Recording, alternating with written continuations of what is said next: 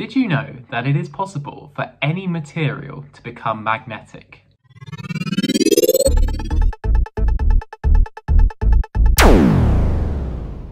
There are actually a few different types of magnetism, and two of which we're going to explore on this channel in depth. These three types are diamagnetism, paramagnetism, and ferromagnetism. Now in this video, and in the next video, we are going to be exploring ferromagnetism and paramagnetism in particular depth, because those are the two types of magnetism that relate to statistical physics. In particular, it actually relates to the spin component of the electrons within the metals themselves. So we're going to start out by looking at paramagnetism. But in order to do that, we need to actually understand what magnetism is in the first place, as it can be quite confusing. So let's jump ahead right into it. So of course, a metal, I'm going to draw a 2D diagram of metal this time. We have a metal, and inside the metal, of course, you have various ions that are positively charged, and of course they are immersed within a sea of negatively charged electrons all around it, and so the ions form a crystal lattice, and there are a bunch of electrons that are delocalized within the metal, and it's this delocalized electrons that are able to do things such as electrical conduction, thermal conduction, heat capacity, so on and so forth. But what about magnetism exactly? Well, for magnetism, we actually have to look at the structure of an atom itself. And in particular, we want to be having a look at the energy levels within an atom. So you guys may have seen before that the energy levels within an atom are discrete and quantized. This is because of Pauli's exclusion principle, which stems from the condition for fermions that no two electrons can be in the same quantum state. And so this is the thing that produces all of chemistry, because this produces the electron structure. So it kind of looks a little bit like this. So you have the first level, what's technically known as the 1s level, and then you have the 2s level right there, and then you have a triplet of levels, the 2p levels right there. And when electrons start filling up these energy levels, you can actually have two electrons in any one particular state. So you can have one spin up electron and one spin down electron. And incidentally, this is what gives rise to the periodic table of elements. So hydrogen and helium both have 1 and 2 electrons respectively. Hydrogen has one spin up, helium has a spin up and a spin down, hence it has a full shell right there. And this keeps on going. So for lithium, you'd have a structure that looks like this, beryllium like this, and then you're into filling up the p orbital. So you have a spin up, and if you guys remember from chemistry, you might not know if you didn't do chemistry, but what will happen is that the electrons will actually not want to be too close to each other. They will actually want to populate different energy levels. This is known as Hund's rule in chemistry. So with carbon, you'll have 2, but in different states. Nitrogen, you'll have 3, and then obviously they then have to start sitting next to each other. Oxygen will have 4 arranged like that. Fluorine will have 5 in the 2p orbital, and neon will complete the outer shell.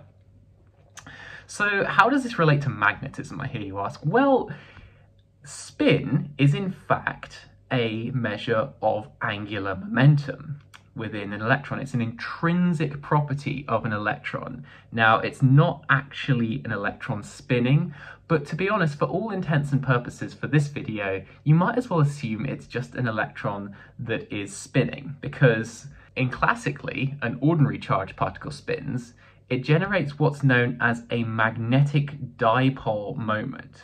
So the magnetic dipole moment, which is often, it's got a couple different symbols. I'm going to be using the symbol mu, but sometimes you'll see it as written as lowercase m. The magnetic dipole moment is oriented in the same direction as the angular momentum of a spinning object. So the equation for angular momentum, the vector equation, is L equals R cross P. Now R is the radial position, So for a spinning object, this will be the radius, and p is just mass times velocity, the momentum, and so that will be always tangential to the radius. So if you think about a spinning object, and you have like any object, this isn't necessarily quantum, this is just a classic object, you have it spinning round like that. The radial vector, r, is constantly changing, of course, because it's like spinning around in a circle, and the momentum vector is always tangential. And because of the cross product in this equation right here, the angular momentum vector points upwards right there. And this is the same direction as the magnetic dipole vector. So when you have a spinning electron, it actually points on the axis of rotation. So very much like the angular momentum vector, the magnetic dipole vector points upwards right there. So how does this relate to the electronic structure? Well, if you have an energy level right there, so this, I'm going to just draw the 1s level, just to be simple.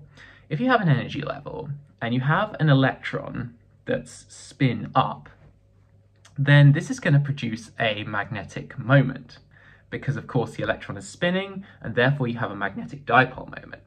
But when you get to helium, and you get spin down, then the second electron is going to produce a magnetic moment that is the opposite direction to that of the previous one. And these two magnetic dipole moments will in fact cancel each other out, and therefore leaving a net sum of 0. So there won't be any magnetic dipole moment for the helium atom, or the spin component. It does get a little bit more complicated because you actually have orbital angular momentum and spin angular momentum. In this video, we are just going to keep it simple and talk about spin angular momentum. But basically, the reason why you have magnetism is because the electrons themselves, depending on the structure, depending on whether they have one electron or two electrons, you actually get a magnetic dipole moment associated with it. So this 1s electron in the 1s orbital, has a spin up, and therefore that spin is producing a magnetic moment, because of course charged rotating objects cause a magnetic dipole moment. Now this is paramagnetism. Diamagnetism is slightly different, because in diamagnetism it's actually this occurs in metals made out of atoms which have filled up shells, whereas paramagnetism, which is the slightly easier one, is caused by unpaired electrons. Now, it was Niels Bohr who first came up with the idea of quantization of things. So until then, everything was thought to be continuous. However, Niels Bohr actually quantized the angular momentum of an electron. And the value of the quantization is actually h bar over 2. Now, h bar is measured in joule seconds. And when you think about the units of angular momentum, you have a meter term from the radial term, so the radius is measured in meters, times momentum, which is kilogram meters per second.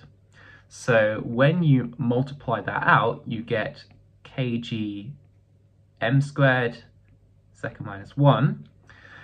And if you remember what the unit of energy is in terms of the base SI units, then you actually find that it's kg ms to the minus 2, kilogram meter squared to the minus s to the minus 2. So if you multiply this formula by a unit of seconds, you get this formula, because the minus 2 just reduces to minus 1. So therefore, you can say that the angular momentum is measured in joule seconds. So this is using the knowledge of what energy is in terms of the base SI units. So h bar is in fact a measure of angular momentum. It's measured in joule seconds. And the lowest possible angular momentum a particle can have is h bar over 2. This is the angular momentum of a spinning electron. Now, Bohr actually calculated what the magnetic dipole moment mu of an electron is by considering its orbital around the atom. And he actually found that it was a constant called the Bohr magneton, which is often called mu b.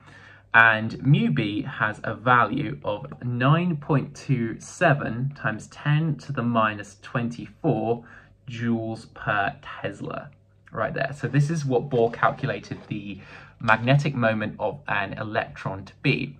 So for an electron, it's mu b, and of course, since it's a vector, it's pointing upwards, so we're just going to give it a unit vector pointing upwards right there. Now, the difference between paramagnetism and ferromagnetism is quite crucial for this. Ferromagnetism, which we're actually going to discuss later, occurs without any external magnetic field needing to be applied. However, with paramagnetism, an external magnetic field is necessary. So what that looks like in practice is you have an external magnetic field, and all of the little dipole moments within the electrons, they will align themselves so as to reduce the free energy as much as possible, because nature wants to minimize the energy. That is just a kind of general rule of thumb. And so therefore, the little dipole moments on the electrons caused by the spins all orient themselves so as to face the magnetic field. So what does this look like on paper? Well, we have our electrons right here that are all probably orbiting randomly. So that means their dipole moments mu are all oriented in random directions. So this is what we have to begin with. And then we're going to switch on an external magnetic field. And for magnetic field, we normally use the symbol B right there. And B is a vector. What's going to happen to the dipole moments? Well, they are all going to change so that they are facing the magnetic field right there. So you have mu all pointing in the same direction as B. In this case, it's upwards. But of course, temperature is going to mean that there are lots of fluctuations in the directions of the atoms. There is no way in which you can all have the electrons perfectly facing the same direction, because that can only happen at absolute zero, which by the third law of thermodynamics, you cannot get to. So you have this kind of competing battle between minimizing the energy and entropy, which is of course caused by temperature fluctuations. So how do we analyze this on a statistical level? Well, quantum mechanically, you can actually only have two states of an electron. You can either have the spin up state or the spin down state. There are actually only two states. So when I refer to random fluctuations, I don't mean that the dipole moments have an angle, all have random angles.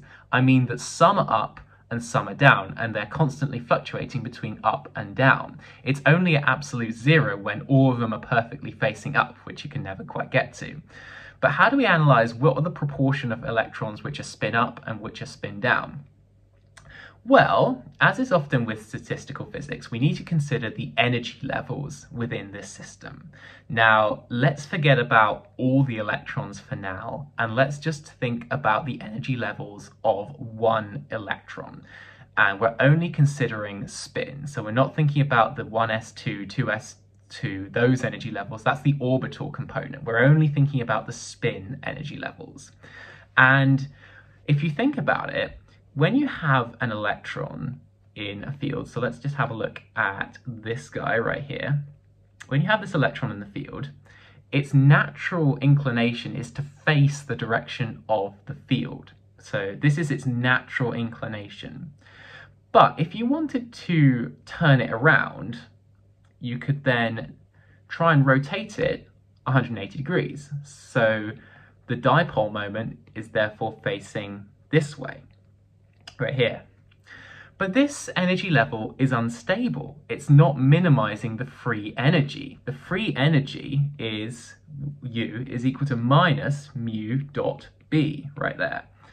And this wants to be minimized as much as possible. So if mu and B are in the opposite direction, then you're going to get a minus sign here, and therefore that's maximized. Whereas if mu and B are in the same direction, then U is minimized, the free energy is minimized. And this is what you want. So you have this state right here, where mu is in the opposite direction to B, being at a higher energy level than this state right here, where mu is in the same direction as B. So I'm going to draw out these two states as just lines right here, up here. And on this top energy level, you have plus mu b, because of course it's the Bohr magneton, so we're just going to use the subscript b.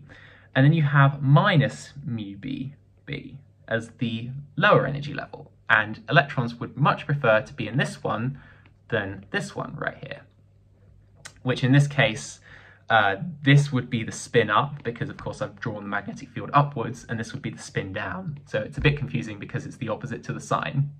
And this plus mu b right here, that comes from the free energy formula, is called the Zeeman energy. So this is the energy difference that's caused by an induced magnetic field. It's called the Zeeman energy. So now we have our two energy states. We're now going to calculate the partition function for just this one system. So the partition function for a discrete energy level system, which we haven't done for a few videos now, is given by the formula that Z is equal to the sum over states, remember it's states, not necessarily energy levels, of e to the minus epsilon over kBt, and we're summing over states I, so we have in this case two states, so it's not going to be a particularly big sum, but generally this is the formula for the partition function.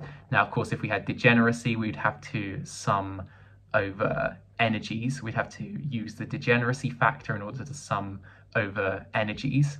However, in this case, we have non-degenerate states, two simple non-degenerate states of plus mu b and minus mu b. So let's go ahead and substitute in our values for the energy states into the partition function equation. So we have e to the minus epsilon I, so the first one is minus mu bb divided by kBt. And we have plus e to the minus plus mu bb, all divided by kBt.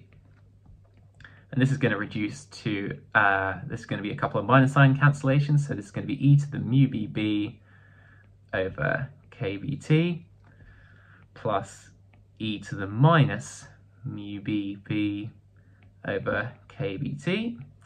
And for those of you who know your hyperbolic functions, then you'll recognize this as a cosh function. So cosh is the addition of two exponentials, each of which have opposite signs, which is exactly what we got right here. So it's cosh mu bb over kBt.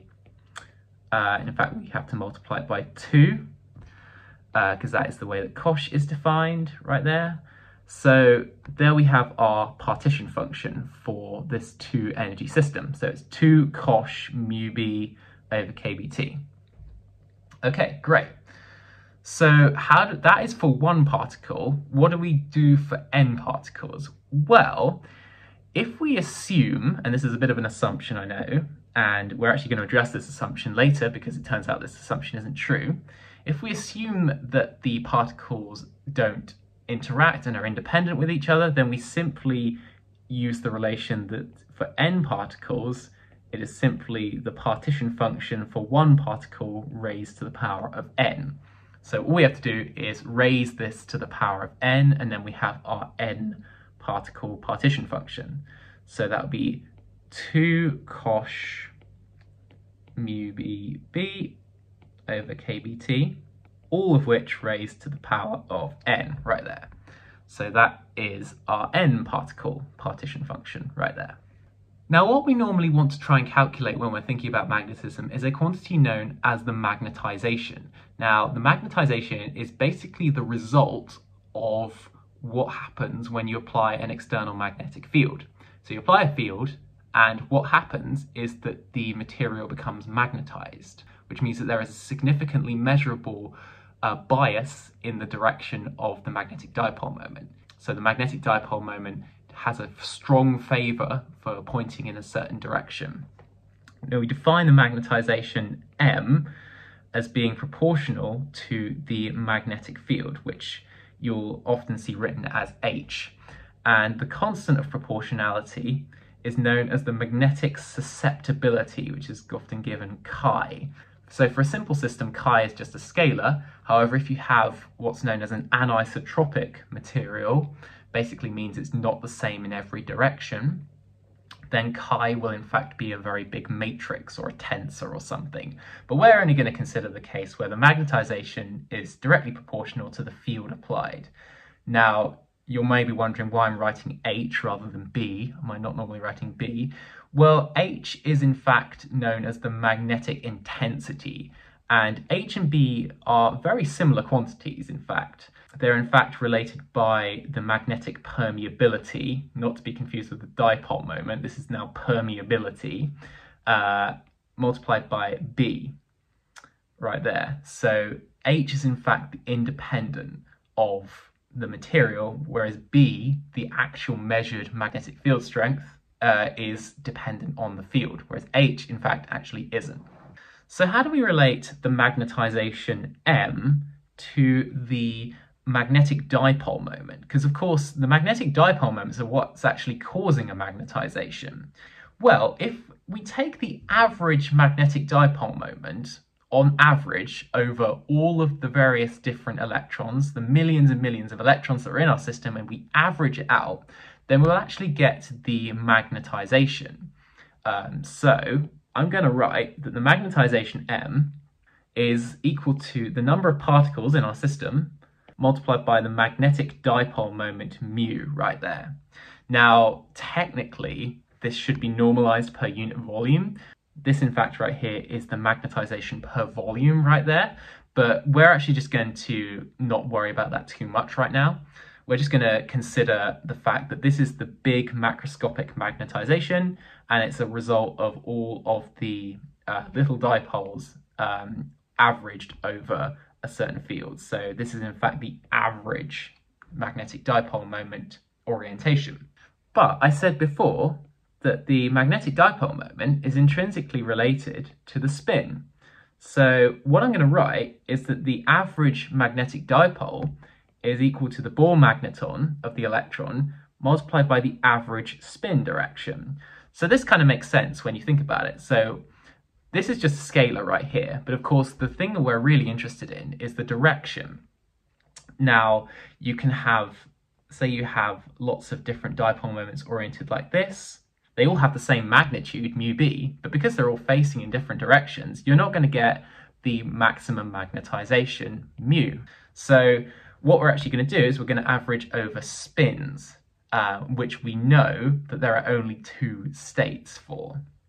So what is the average spin right here?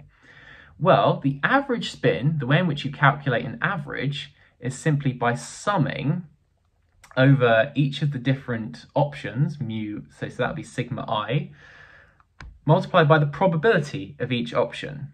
So this is the probability of it being either spin up or spin down. Because it's a two energy system, we only have spin up and spin down to deal with right here. But what did I say the probability was in an earlier video? Well, the probability for something to be in an individual state is equal to 1 over the partition function multiplied by the exponential of e epsilon I over kBt right there. So this is the probability of a particle being in a particular energy state right here. So we're going to use this formula and we're going to substitute it in our formula for the average spin. So out the front we're going to get a 1 over z multiplied by the sum over the various different options for the spin, which are only two because there's only spin up and spin down. And we're going to get an e to the minus epsilon I over kBt right there.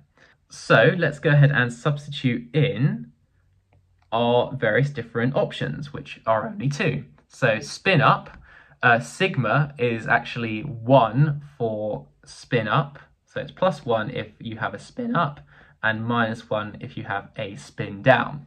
So we're just going to do the plus 1 first because it's a lower energy state.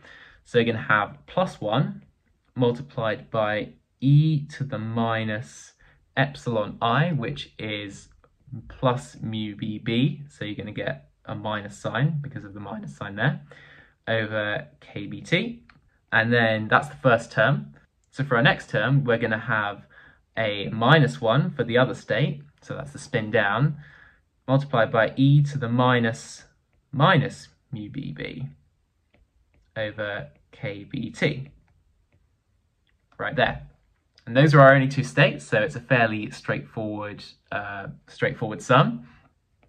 So we're going to have 1 over z multiplied by e to the minus mu bb over kbt, minus, this time, e to the plus mu bb over kbt. So in actual fact, I've got the two states, in fact, the wrong way around.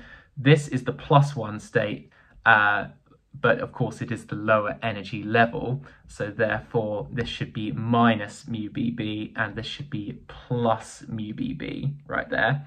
So this will actually just reverse the signs on these two exponentials right here. So sorry about that, I should have put a little warning that I may have got it slightly wrong.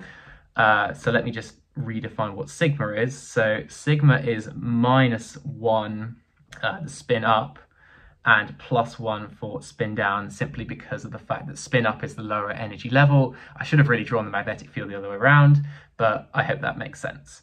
So here is our average sigma. And again, for you hyperbolic fans right there, you'll notice that this is in fact the shine function of the argument right here. So if you have a look at your table, your big math table, you'll find that shine x is equal to 1/2 e to the x minus e to the minus x right there. So this is shine x, and we can just rearrange for the two exponentials.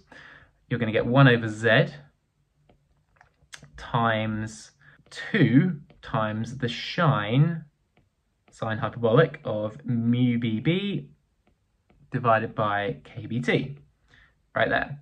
But what is the partition function? The partition function for one particle, which is what we're doing at the moment, is just 2 cosh of the same thing. So when we substitute this in, we're going to get 2 sine mu bb over kbt divided by 2 cosh mu bb over kbt. A hyperbolic trigonometric identity, very similar to how sine over cos is tan, is that shine over cosh is fan, or you'd probably hear it known as tan hyperbolic, but I just call it fan right there. So the 2's cancel, and shine over cosh is than, very much like how sine over cos is tan. So you get mu bb over kbt. So that is our average spin right there. So we've used our statistical knowledge to calculate the average spin, and therefore the average magnetic dipole moment, mu, is just simply equal to mu b multiplied by than of mu bb over kbt. So this is the average value for our magnetic dipole moment of one electron. But we said before that the total magnetization is equal to the number of particles, technically per unit volume, but we're not going to think about that, times the magnetic dipole moment times sigma.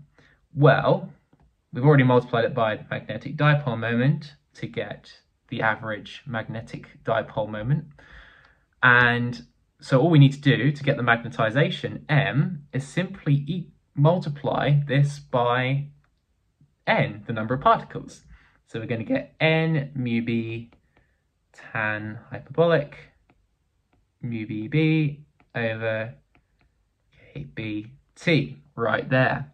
So there is the function for our magnetization right there. This will give the magnetization of the entire metal, and we worked it out by thinking about what the average spin orientation was, which would of course be influenced by the temperature. So we've got this formula right here, which is the magnetization, and we've got it as a function of the applied magnetic field, the external magnetic field B, and the temperature T right there. Now what we're going to do is we're going to switch off the externally applied magnetic field. So B is now going to go to 0. So what do we think is going to happen?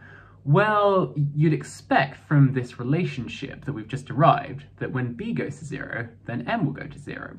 But this is not physically the case. This is not actually what happens. So what we've looked at so far is paramagnetism. We're now going to come on to ferromagnetism, which is permanent magnetism. It's magnetism within the material in the absence of an externally applied magnetic field. So in ferromagnetic materials, when you switch off the magnetic field, the magnetization does not go to 0 because all of the electrons have a magnetic dipole moment that influence the other electrons so strongly that that magnetic field is just not gone away. So what we can actually write is that there is a self-induced magnetic field B, so I'm going to call this B self, which is proportional to the magnetization right there. So in response to the magnetization, then the magnetic field experienced by a different particle is actually caused by this magnetization that was originally down to this magnetic field right here. So you've got this kind of feedback loop kind of thing going on, where a magnetic field induces a magnetization, which then leads to another magnetic field. And it's proportional to the magnetization. And we can write this as an equation with lambda being the proportionality constant right there. And these are vectors. So there is a self-induced magnetic field that is proportional to the magnetization that was caused when we turned on the original magnetic field.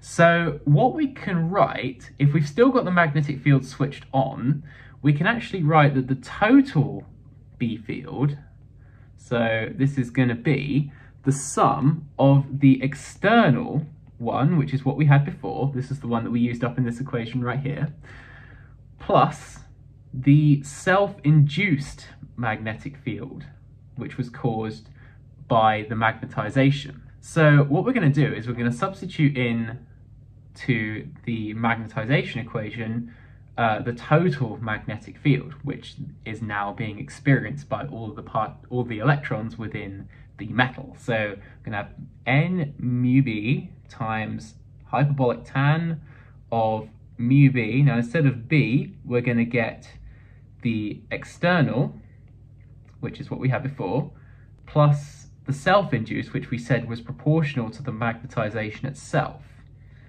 And that's going to be divided by kBt, right there. Now, we're going to switch off the magnetic field, the externally applied magnetic field, which means that you'd think this would go to 0, the magnetization would go to 0, but in fact, all that happens is you just lose one of the terms within the brackets. So you're going to get that the magnetization, now you've turned off the field, is n mu b times tan hyperbolic mu b lambda m divided by kBt, right there. So you have a magnetization despite not having a magnetic field. This is ferromagnetism right here. There is no externally applied magnetic field. This doesn't happen within all materials. It only happens within ferromagnetic materials such as iron and nickel. So what we're going to do is we're just going to normalize this equation. So we're going to divide it by n mu b. And now we're just going to get the tan hyperbolic function. We've just normalized the equation, and I'm going to define this m over n mu b as the maximum magnetization right there. So, and I'm going to call it m naught. Now m naught is the maximum possible magnetization that you have. So if you think about a graph of tan hyperbolic, you're going to get something a little bit like this. It's going to be this kind of maximum value that it's going to plateau towards. This is the maximum possible magnetization you can have within the system. It's m divided by n mu b. Now I'm going to do a little bit of manipulation on the argument in the tan hyperbolic function right here. So I'm just going to extract this term for now and manipulate it. So I'm going to multiply both sides of this fraction by n mu b divided by n mu b, right there. But of course, n mu b is m naught. Now, what I'm going to do is I'm going to substitute one of the m mu b's for m naught, the maximum magnetization.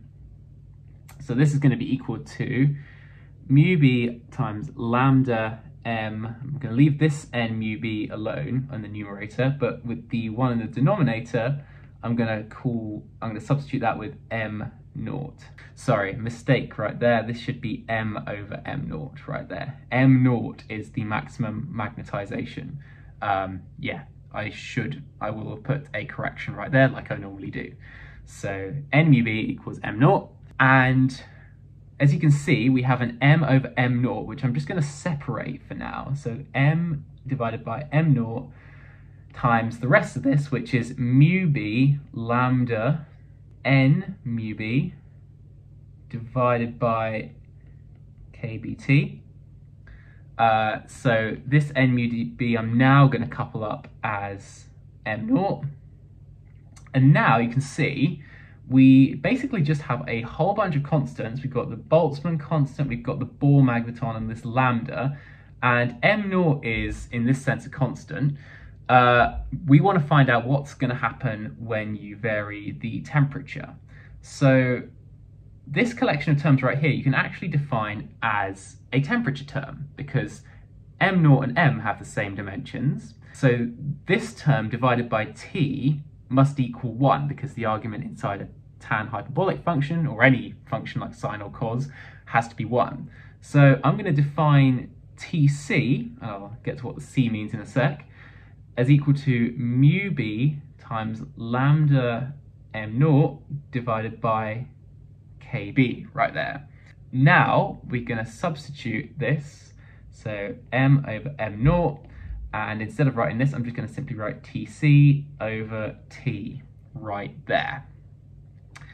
And one, or actually two last pieces of substitution. I'm going to define m over m naught as being lowercase m, right there.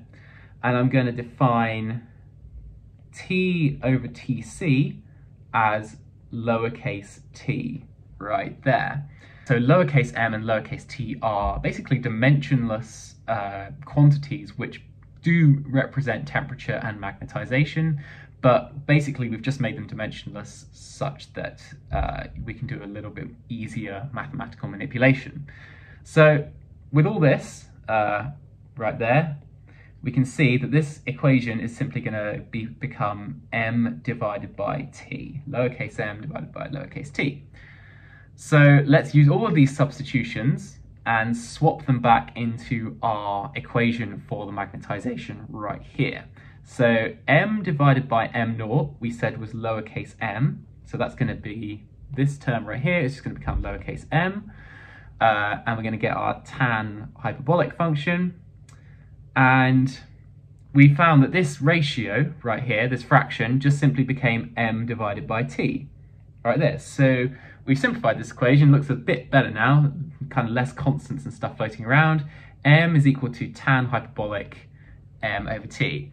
Now, you'll probably notice something slightly strange about this equation is that we have m in terms of m, and this is what's known as a self-consistent equation, and they're a little bit tricky to solve. We want to try and get m as purely a function of t, however, we happen to have m within the equation.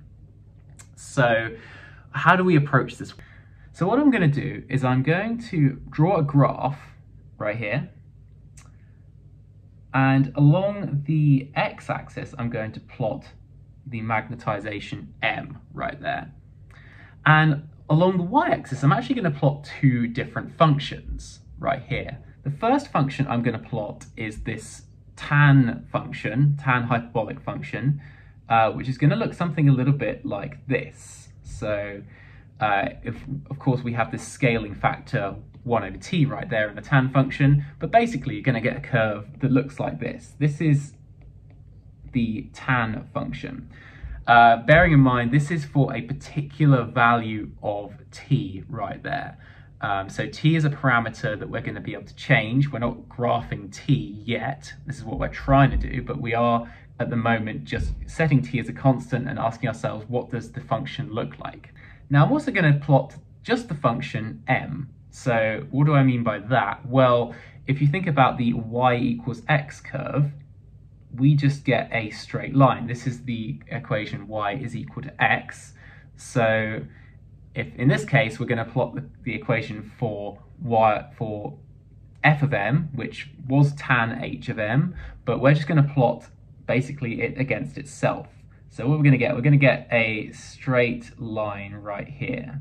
So normally for a tangent graph, then for low values of tan hyperbolic, you're basically going to get very similar looking results right there. However, tan hyperbolic will basically try and converge to 1, whilst of course this curve right here, m equals m, or f of x equals f of m equals m, will of course just increase linearly. So let's just be clear. So this is the tan function of m, and this is just m, and this is just f of m along the side, whether that is for m or tan hyperbolic of m. So this is what is going to happen normally.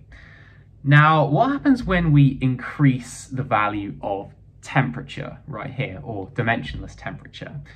Well, if you probably use graphing software, it's probably a lot easier to, or analyze it mathematically, you'll find that if you increase the value of t right here, you actually get a tan hyperbolic graph that looks a little bit like this right there. So this is for higher temperatures. So we're increasing the value of the dimensionless temperature. Remember, the dimensionless temperature is simply the ratio of the absolute temperature divided by this temperature constant, this temperature scale right here, which we're going to kind of get onto what it is in a sec. But you're basically going to get a result like this. Now, notice that for this red curve, the only place that it's going to intersect with this straight line, which is of course what we're looking for solutions to this equation right here, is 0. The only place it's going to intersect is there, and it's not going to be equal at any other points along the curve. This is just going to become 1, and this curve is just going to diverge off to infinity for large M.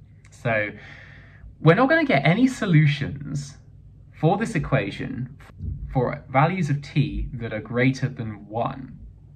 However, what happens when we go cooler? What happens when we start to lower the temperature and have the t value going below 1?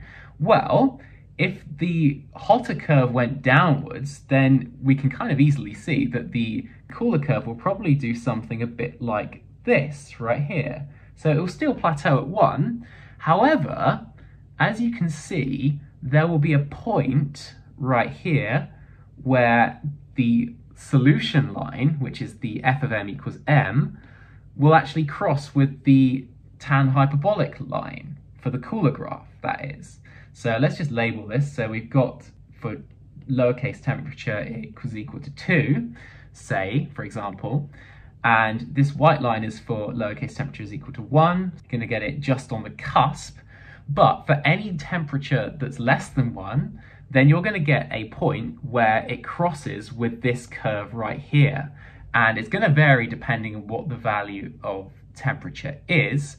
But the point is that it's only for values of t that are less than 1 are you going to get a point where it crosses. You're not going to get a point where it crosses other than 0 for values that are greater than 1 right here.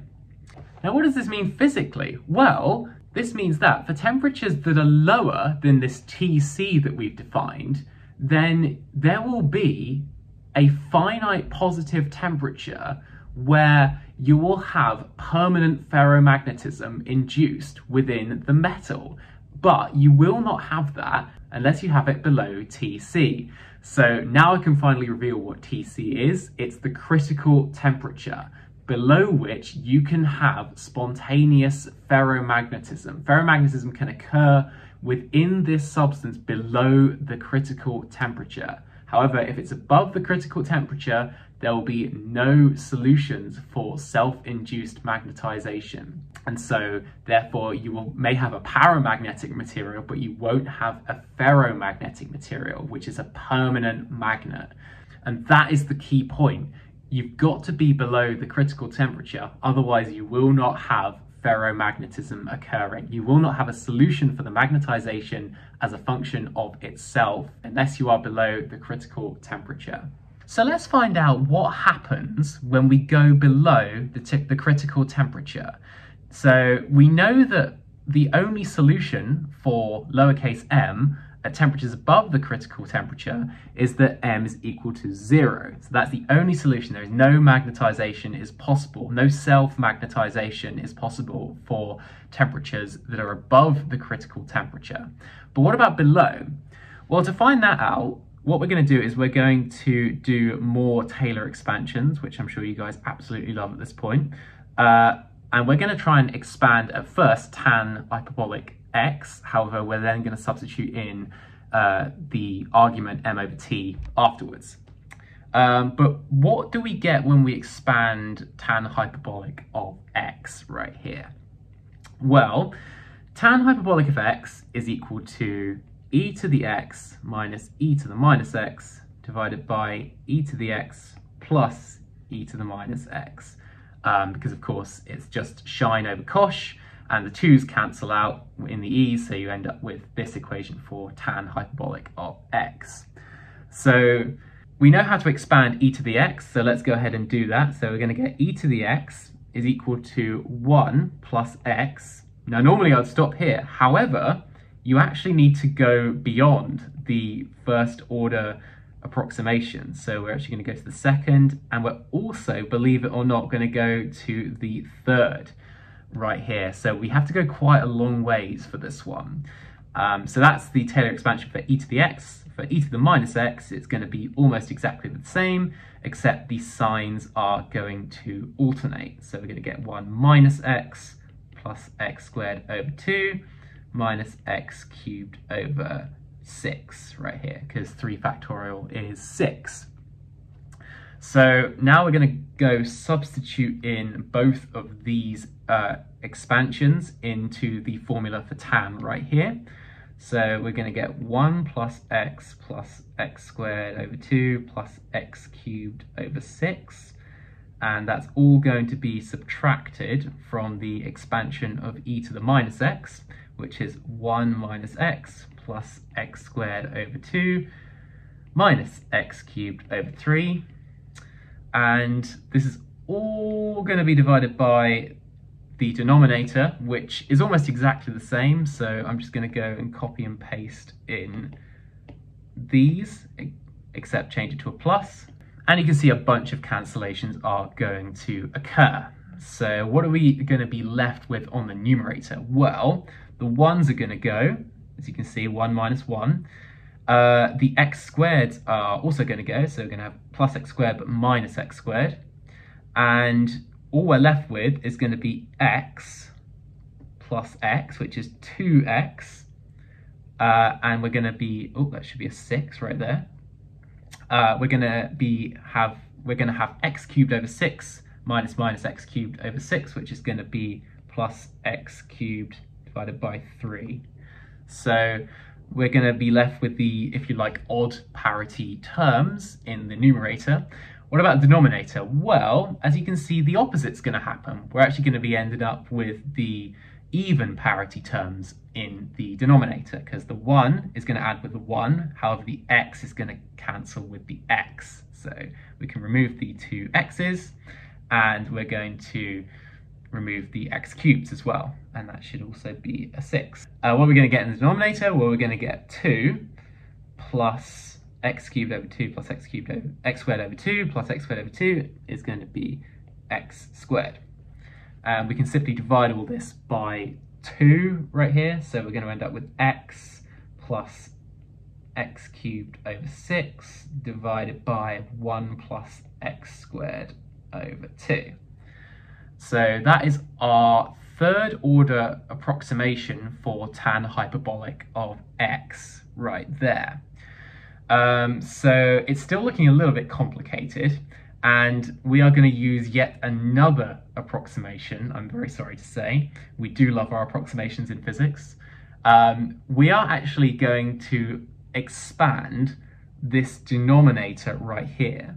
And what do I mean by that? Well, you can rewrite this equation as x plus x cubed divided by 6. Instead of divided by something, we're going to have it multiplied by 1 plus x squared over 2 to the power of minus 1. Some of you guys might know where this is going. Yet we are going to binomially expand this term right here. So for those of you who are unaware of the binomial expansion, you guys have probably come across it before. Basically, for 1 plus x to the power of n, this can be approximated, if x is much, much smaller than 1, if x is very small, as 1 plus nx right here. You're going to have additional terms. There's going to be like an n minus 1, x squared over 2. You're going to have a whole bunch of other ones, but if x is small, then you can kind of approximate it like this, which x is sufficiently small in this case, otherwise we wouldn't be able to do this analysis. This is in the vicinity very, very close to the critical temperature. So we're going to have x plus x cubed over 6. And instead of 1 plus x squared over 2 to the minus 1, we're going to have 1 minus x squared over 2. Because you see what happened is that this minus 1, which is n, has just become the prefactor in the second term right here. So that's great. We don't have any complicated fractions to have to deal with now. And all we have to do is just multiply out this bracket right here. So we're going to get x minus x squared over 2 times x is minus x cubed divided by 2 plus x cubed divided by 6. And, well, we're going to have another term, but because x is small, and we're only really looking to the term that's beyond the linear term right here, x, because of course that was the one that we kind of knew from the beginning, but it wasn't really like giving us any details as to how the tan curve bends down. So this is going to be x minus x cubed divided by 3 if you simplify those fractions. Now, this is the approximation for tan hyperbolic of x. I'll just rewrite that. And as you noticed, it has this extra term in right here. We didn't just go to the first order because the thing that's giving the solution is the fact that the curve is bending down right here. If we just expanded it to the first order, then we just end up with x, which would just be like that. But we wanted to get the next order because this describes the kind of bending down right there. So if you plot out x minus x cubed over 3, you get something a bit like this curve right here. So after all that maths, we're finally going to go and substitute in x for m over t. So we're going to get, in for the equation, m equals tan h m over t. This is going to be equal to m over t minus 1/3 of m over t cubed. So we're just replacing x with m divided by t. And as I said, so there is one solution where m equals 0. So this is the solution if you actually ignore this term right here and you get the equation m equals m over t. Well, normally that's a pretty bad looking equation, and you'll actually find that there's hardly any values that satisfy that. The only value that does is 0. So if you set m equal to 0 on the m equals m over t graph, then you will have a solution. And that is basically the solution for zero magnetization. However, if you include this minus 1/3 m over t cubed term, well, you actually end up with solutions for the magnetization that are non-zero, but crucially, these solutions occur for a positive finite temperature right there. So let's just go ahead and show that. Well, we're going to get m equals m over t minus 1/3 m over t cubed right there. So just rewritten that. And we're going to go and divide everything by m. So we're going to get 1 equals 1 over t minus a third m squared over t cubed. And we're going to rearrange this equation for m right there. So multiply through by t is equal to 1 minus a third m squared over t squared. And we're going to get that a third m squared over t squared is equal to 1 minus t. Multiply everything by 3t squared. So we're going to get m squared is equal to 3t squared 1 minus t. All we need to do now is take the square root of this function. So we're going to get root 3t times the square root of 1 minus t. Now this might look slightly strange right there. However, since we're very, very close to the critical temperature, you'll actually find that this term under the square root, the root 1 minus t, is actually the most dominant term. And if you think about it, the square root of a small number is actually significantly bigger than the square root of just the number itself. Right there. It's a bit like if you square root 0.25, you're going to get 0.5. So you actually find that this can be approximately equal to the square root of 1 minus t. So when we plot this out right here, we get that for temperatures that are below the critical temperature, so if we plot out T on the x-axis and M along the y-axis, we find that for T is less than 1, you get this kind of negative square root curve right here. And then it sort of carries on a bit like this, although for values close to 0, you actually find that it's a slightly different function, which we're not going to go into now. But around here, the point is that this is proportional to minus root t. This is proportional to square root of negative temperature right there. So you have a negative square root function. But basically the point is that for values lower than this critical temperature, you can have a magnetization that happens without the need of an externally applied magnetic field, which is really, really cool. And yeah, so that is basically an introduction to ferromagnetism and paramagnetism. It does get a little bit more complicated. In the next video, we are going to be looking at a more general example of what we've just seen right here. So this is actually just one case of what's known as a phase transition, or to be more precise, a second order phase transition. And we're going to be having a look at the general theory behind why these phase transitions occur, and in particular, the Ginzburg-Landau theory. So, hope that was helpful, and I'll see you guys in the next video.